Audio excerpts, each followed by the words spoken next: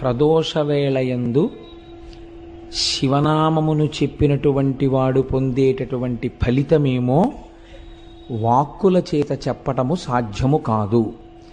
ప్రదోషవేళయందు చెప్పబడినటువంటి శివనామము యొక్క ఫలితమును చెప్పే ప్రయత్నమును కూడా చేయరాదు. ఎందుచేత అంటే అంత గొప్ప ఫలితం వస్తుంది కనుక. స్వయంగా చంద్రశేఖర పరమాచార్య స్వామి వారు చెప్పినటువంటి మాటలున్న పేజీ నాకు అలవోకగా కనబడితే నేను ఎంతో సంతోషించాను. ఫోన్లే నిన్ననే అనుకోకుండా నేను ఈ మాట అన్నాను. ప్రదోషవేళలో శివనామం చెప్పుకున్నటువంటి ఫలితం మనకి అనుభవంలోకి వచ్చిన తర్వాత తెలుస్తుంది దాని గొప్పతనం ఏమిటోనని.